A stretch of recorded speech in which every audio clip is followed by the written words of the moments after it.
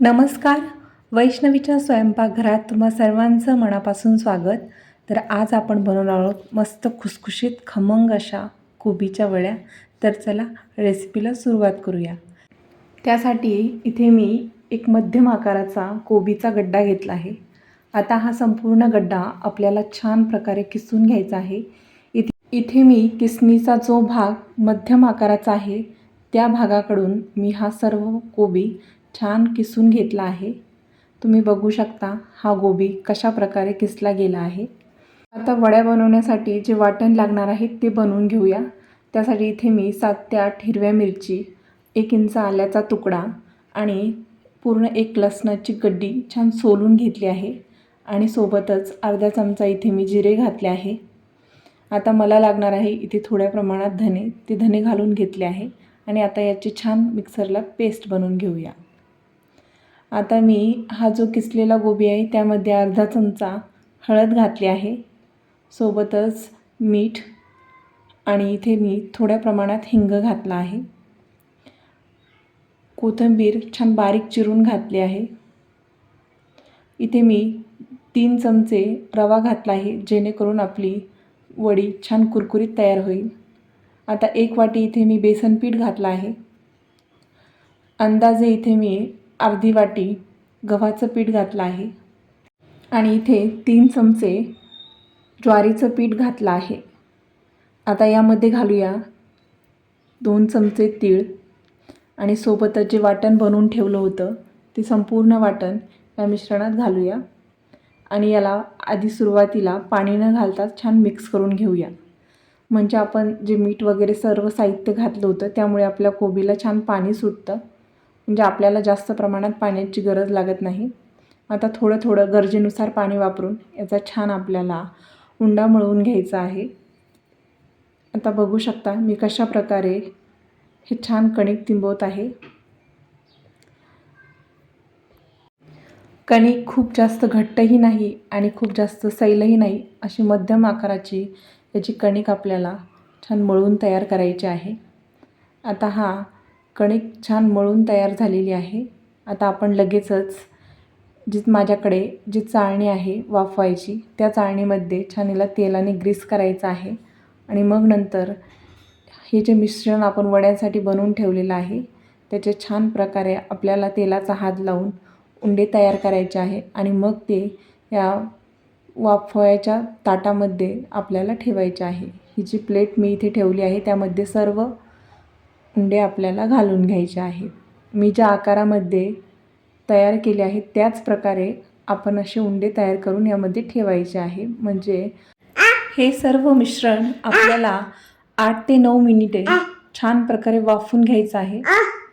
आता हे छान प्रकारे शिजले गेले की मगच आपल्या वड्या ह्या छान प्रकारे तयार होतील. 7 ते 8 मिनटं झाले आहेत आणि आता बघूया आपण आपले हे जे सर्व मिश्रण आहे ते व्यवस्थित शिजलं गेलं आहे की नाही. तर टूथपिकने इथे मी चेक केलं आहे तर टूथपिक एकदम क्लिअर आणि क्लीन आली आहे. म्हणजे याचाच अर्थ आपलं सर्व मिश्रण एकदम छान प्रकारे शिजलं गेलं आहे. आता आपल्याला गरमागरम याच्या वड्या करायच्या नाही आहे. छान 5-10 मिनटं याला रेस्ट करायला ठेवायचं. थंड झालं की मग आपण याच्या वड्या पाडायला घेऊया. मिश्रण सर्व छान थंड झालं आहे. आता या सर्व मिश्रणाच्या आपण एकदम 1-1 इंच आकाराच्या आता वड्या पाडून घेतो आहे. तुम्ही बघू शकता मी कशा साईजमध्ये याच्या वड्या तयार करत आहेत. खूप जास्त जाडसर वड्या पाडल्या तर त्या चांगल्या तळल्या जात नाही, आतमध्ये कच्च्या राहतात आणि घशात दाटल्यासारख्या होतात.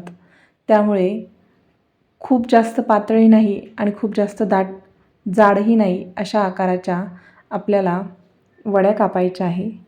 आता इथे मी सर्व वड्या कापून तयार केल्या आहे. आता तोपर्यंत मी इथे वड्या कापत होते तर गरम करायला तेल ठेवलं होतं. तेल छान गरम झालं आहे. सर्व वड्या यामध्ये सोडून घेऊया आणि मस्त खमंग खरपूस दोन्ही अंगावरती याला छान तळून घेऊया. एक बाजू छान तळली गेली आहे. आता आपण याला पलटी करूया. इथे मी गॅसचा फ्लेम मध्यम ठेवला होता. आता आपण गॅसचा फ्लेम फुल करून आता ही एक बॅच ताटामध्ये काढून घेऊया. आता लगेच सेम प्रोसेस दुसरी बॅच लगेच आपण तळायला घेऊया. अशाच प्रकारे सर्व वड्या आपल्याला तेलामध्ये छान तळून घ्यायच्या आहे. आता मस्त ही सुद्धा बॅच आपली तळून छान तयार झाली आहे. लगेचच हिलासुद्धा काढून एका ताटामध्ये काढून घेऊया. मस्त गोल्डन ब्राऊन कलर येईपर्यंत अशा वड्या तळल्या गेल्या पाहिजे, म्हणजे खायला देखील खूप छान लागतात. या वड्या 7 ते 8 दिवस छान प्रकारे टिकतात. या वड्या तुम्ही प्रवासामध्ये किंवा नाश्त्यामध्ये, सायंकाळी स्नॅक्स म्हणून सुद्धा चहासोबत तुम्ही ह्या खाऊ शकतात. मस्त अशी आपली ही कोबीची वडी बनून तयार आहे. तुम्हाला जर डीप फ्राय केलेल्या वड्या आवडत नसेल तर तुम्ही या शॅलो फ्राय देखील करू शकता. त्या देखील अप्रतिम लागतात. तुम्हाला ही रेसिपी कशी वाटली कमेंट करून नक्की सांगा. व्हिडिओ आवडला असेल तर व्हिडिओला एक लाईक नक्की करा आणि चॅनलवर नवीन असाल तर चॅनलला नक्की सबस्क्राईब करा. अशीच सोपी आणि चविष्ट रेसिपी पाहण्यासाठी शेजारील बेल आयकॉन नक्की प्रेस करा. भेटूया अशाच नवनवीन व्हिडिओसोबत. तोपर्यंत खात राहा, मस्त राहा. धन्यवाद.